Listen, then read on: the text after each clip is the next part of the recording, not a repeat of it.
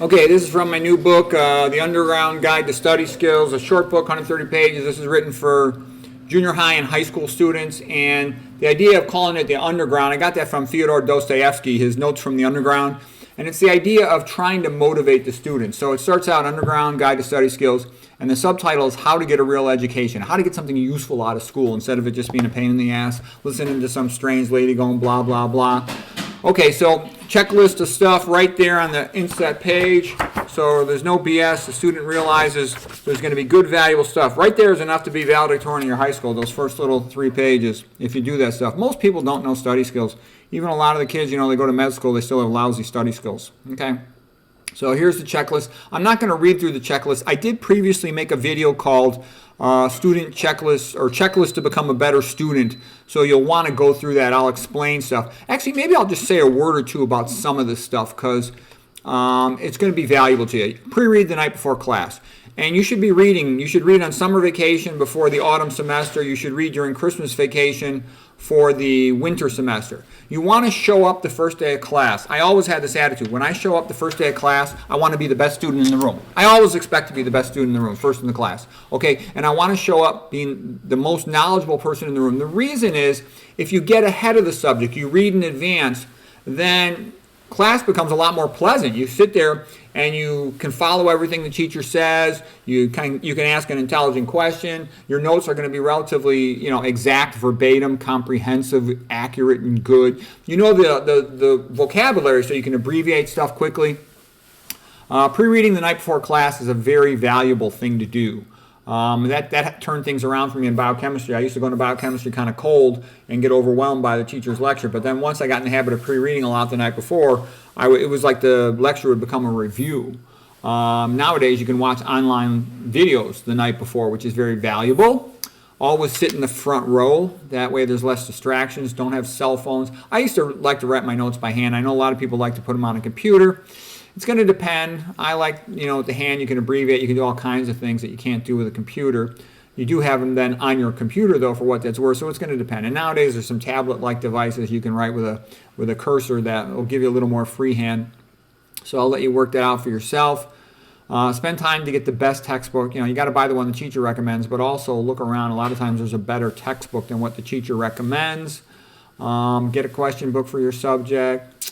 Visualize the benefit of learning the material. I'm going to talk more about motivation, but being highly motivated, not just I hope I get a good grade, but highly motivated. Like I would always talk myself into the value of the subject. Well, let's say I'm rotating through OB-GYN. I'd say, well, maybe I'll go into OB-GYN. It's a useful thing to know how to deliver a baby. Someday I might be alone somewhere and have to deliver a baby. I better learn all this. And that type of attitude, then you're telling your brain the material is important, and your brain will remember it better. Okay, your brain's designed to remember what's important to you and relevant to you. Everybody remembers what they learned in driver's ed and things that you're going to repeat, that you're going to use.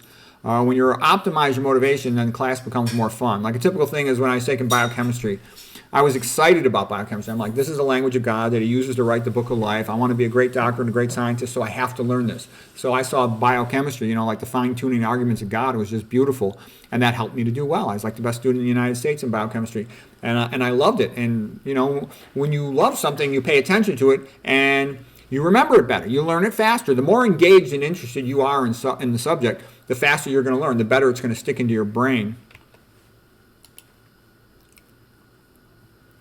I used to write in my books all the time. Some people look at their book like it's some sacred object, and you can't write it. I write in my Bible, okay? I would write all over my book in the margins and notes and stuff. I think that's a useful thing to do. Like here, for example, here's my book, How to Raise IQ and Become a Genius. And I got all these Post-its and stuff. And in the books I actually use for studying boards, I put notes. I'd often summarize the book in the back cover. There'd be all my notes.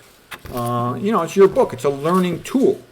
And I like a book. I like a book better than all the phones and all this other crap. You can take the book into the bathroom with you. You can walk in circles around your house as you look at the book. I like it.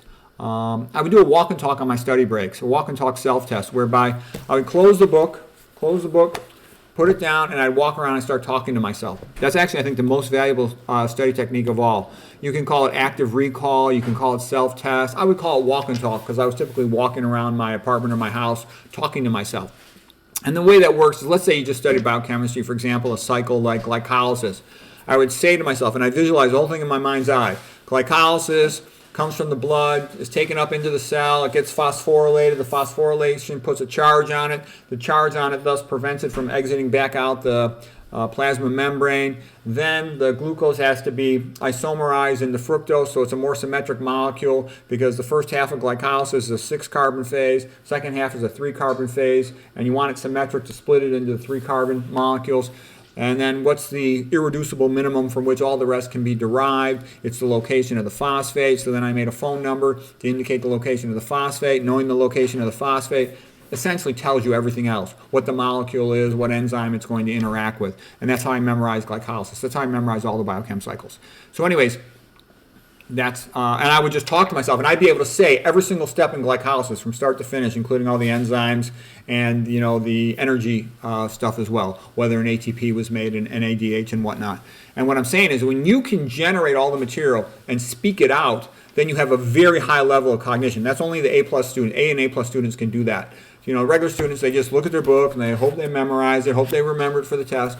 But, why do that when you can do active recall? It's just much more powerful technique. You're relaxed. You're not worried about memorizing stuff. You already know you can generate everything. You can verbalize everything. So that means you know it pretty well. Mnemonics are often helpful. For learning new topics, I'll use the Feynman technique sometimes, just make my own summary notes of it, almost like my own completely de novo condensed notes rather than starting out with a book and putting my condensed notes in the margins. I would sometimes use the teacher's syllabus for condensed notes. Lightner boxes are good for flashcards, so you can have a spaced interval repetition system. Anki on a phone or a computer is another way to make good flashcards. Flashcards are really only appropriate for subjects that are kind of binary, like pharmacology. This drug does this antibiotic does this. This is a characteristic feature of this bacteria. It's also good for foreign language vocabulary, Spanish language or whatever language you're studying. School, what is school? School is basically a memorization contest for almost all the subjects at the grade school, high school, college, and even grad school level. Unless you're doing engineering physics where it's more mathematical, the calculations, most schools sort of memorization, all right? So get good at memorization. Learn the memorization techniques. Learn all these other study skill techniques. It raises your IQ about 30 points, your academic IQ. I have a portable table in the bathroom for reading, the magic bathroom I call that. I'll talk about that later some more. I made videos about magic bathroom stuff. If you want to learn how to write, learn rhetoric. And that's the other thing too I've talked about before. You want to know what's real so you can focus your energy on what's real. For example, if you study a foreign language, communication is real. Talking to another person, reading a book in a foreign language, that's real. Listening to music and understanding the words in a foreign language, that is real. Grammar is fake. Grammar is BS, okay? Grammar is just fine, take the grammar, get the questions, but nobody learns how to speak a language. Think of how you learn English and your kids learn English. They don't learn it from a book, they learn it from talking, okay? And what I'm getting at, learning how to write, you learn how to write from reading and also from practice conversations before you sit down to write and from studying rhetoric. Rhetoric are impact boosters to make what you write more effective, more emotional, more resonant, more memorable, okay? Whereas grammar is kind of nonsense. Okay, fine, you can learn a little grammar, but I'm just saying is nobody becomes a good writer from grammar. Ever notice that English teachers who teach grammar, they all suck at writing? Okay, people who are good at writing are people that are good at conversation and that have learned how to take their conversation and put it down on the paper. Okay, and there's very few people can write well. In my experience, it's about 1 out of 1,000. It's rare, the ability to write well, but it's easy to develop. You just have to say, I want to get good at writing, and make the effort. Okay, and then study the great person in that discipline. For example, if you want to be good at public speaking, read about Cicero and the life of Cicero. I just read a fantastic series of books on him. The ones by Robert Harris, Imperium, Conspirata, and then Dictator. They're great. One of the viewers actually gave me the suggestion to read that, and it was great advice. Okay, for math and science classes, do the problems because there's going to be problems on the test. Okay. I also go into time management, those other things in the book. Okay, so that's all stuff. I'm not going to go into this in any more detail than it now. I've gone through these checklists in great detail. Other things to protect your brain, I tell the student that. Get in their sleep, eat a healthy diet. Okay, now I'm going to read the first chapter. Well, here's a table of contents for the book. There's a audiobook version. There is a paperback version. There's a Kindle version. All right. Now we're going to go to the introduction. And the reason why I wrote the introduction this way is I'm trying to get the student to sort of snap out of their funk, because what happens, I've seen this, junior high kids, they're starting to get away from their parents. This is an age where parents often buy them a cell phone, which is a stupid thing to do. And then the kid, all they do is they want to send text messages to their friends all day. They don't really care about school. They don't like school. They're alienated from it. And they see the whole thing as being this obligatory thing forced upon them, almost like they're in prison in the stupid school. And I used to hate school when I was young, and I would stare out the window. And so what I'm trying to do is, I loved reading though, and I love talking to my dad especially about academic stuff. So what I'm doing here is, because when I read you this introduction, it's going to seem a little strange, but there's a good reason why I'm doing it. I'm trying to help the kid to snap out of it and realize they have a brain, they can use their brain and develop the brain. Okay, so here we go. Chapter 1, Introduction. Dear student in captivity, we know that your teacher is a talking puppet who just follows the lesson plan, that your principal is a bozo, a communist apparatchik, a lapdog of the central planners. We know that the central planners want to destroy your ability to learn, to turn you into a minimum wage chump. It doesn't have to be that way. And then a Q&A format here. Question, what are the students' options? You can make the school work for you. Question, what do you mean by that? Answer, let's say the teacher gives you a list of vocabulary words to memorize. The average student says, this seems silly, but I have to do it to get a good grade. The top-notch student says, this is an opportunity to practice using the letter number alphabet memorization technique. I am going to crush this little quiz. And it's good to have that kind of attitude. Okay, I see your BS, but I'm going to make something useful come out of it. Okay? How come the schools do not teach study skills and memorization skills and money skills? Because they don't want to help you. The public schools don't care about the students. They hate the students, okay? Their job is like a warden. Just keep them locked in this place while they want to get the mothers out and work. And they don't want kids homeschooled where they become more intelligent, where they develop values, religion, moral foundation that makes them independent, less conformist, less stupid. They want them around a bunch of children their own age. All of them are equally ignorant. And all of them just want to be popular in their group. They don't care about academic achievement. That's what they are trying to intentionally devise. And then they want to train you in a bunch of nonsense to, again, make you simple-minded and conformist and ignorant, okay? They want you to be a minimum wage chump, all right? And I can tell you, in my 30 years of being a doctor, having taught tons of medical students, residents, I never met a single one who was taught study skills in grade school or high school. And very, very few were taught study skills in college. Okay.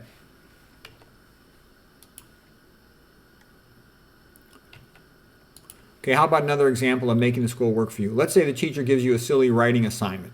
I've seen these writing prompts, and there'll be something silly. Often there'll be sort of nonsense. Often there'll be an undercurrent of political stuff that they're trying to sort of like brainwash you into. And so what I'm saying is the average student takes the assignment seriously, gets a C or a B on the paper, whereas a top-notch student should turn it into a game.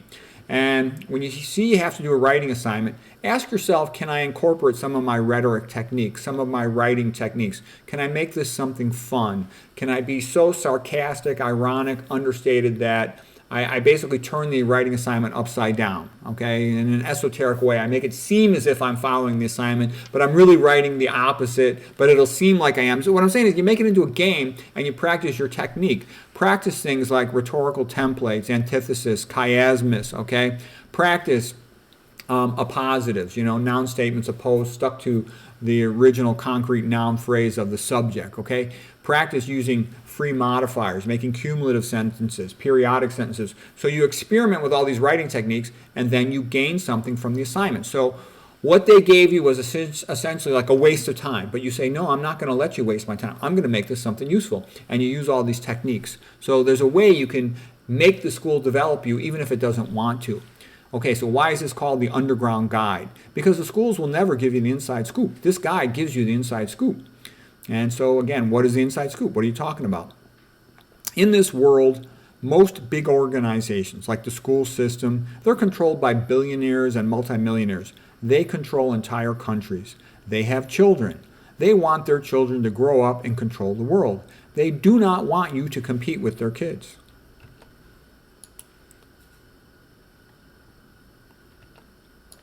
They want you to be a slave for their kids. They consider you to be a low-life piece of crap. Slave owners are not interested in educating their slaves. They want you to do all the dirty and dangerous jobs for hardly any pay, and things that their children would never have to do. So the question again is, how does this book help me? Answer: it teaches you how to get a real education, to make yourself smarter so you can do sophisticated things, so you can make more money, so you can have a more interesting life, so you will be able to study and read things on your own and be more independent, and so you'll have the opportunity to meet more interesting people.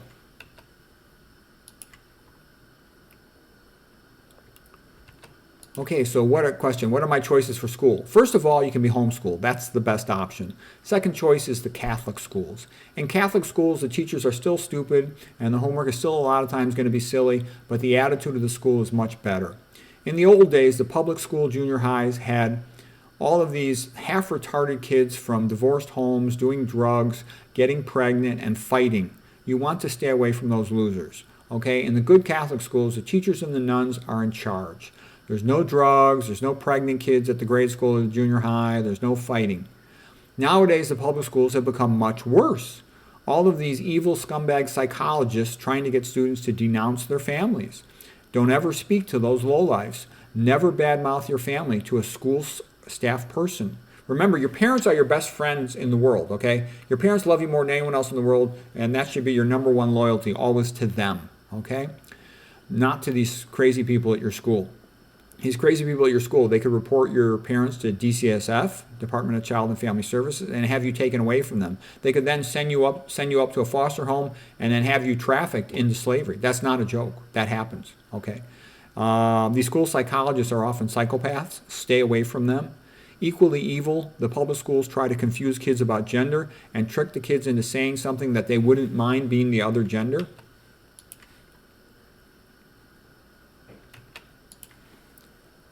And don't ever say that. Don't ever say you would consider being the other gender or any of that crazy stuff, because then they'll make this so-called euphemism of gender-affirming surgery, or these pervert nutcases. They will then give you drugs, they call them puberty blockers, that will mess up your ability to ever have a child. You don't ever want to do that stuff. It's a bad idea. This is all craziness, okay? And part of the reason why kids sometimes do get confused about their gender is there's a lot of estrogenic chemicals in the drinking water, in the preservatives in food, in the preservatives in personal care products like soaps and shampoos and detergents. So you want to learn how to avoid these things as best you can. And also eat more dietary fiber. It helps your body to excrete estrogen. Anyway, so stay away from people that bug you about that sort of thing. And another thing is, although children can be quite annoying at times and expensive at times, they're also one of the great joys of life. So someday you're going to want to grow up and have kids of your own. So you don't want to do anything that's going to prevent you from being able to do that. And I mean, when, after you're all done with school, not when you're in junior high or high school. Okay, what's the third choice of schools? That would be private schools. They cost more money, and usually there's still a bunch of atheist knuckleheads as the teachers, but at least they're trying to educate you rather than turn you into a chump. The billionaires, they don't send their kids to public schools, of course not. The most effective way to learn is with a tutor. If you have a tutor, that's the fastest way to learn. Individual time, one-on-one with a conversation with a tutor. Okay, you can increase your IQ. You just increase the individual components. That's easy to do. You're going to have to go to school, so you might as well get good at learning. You're going to have to learn things all your life, so you might as well get good at learning. And again, what is the typical school? It's a memorization contest, so get good at memorization. Study the memory champions from the memory contests around the world. Okay, and I talked about motivation in that chapter to help you get going. So I hope that was helpful to you. That's the end of chapter 1. And I hope you'll find the book helpful. It's at Amazon.com.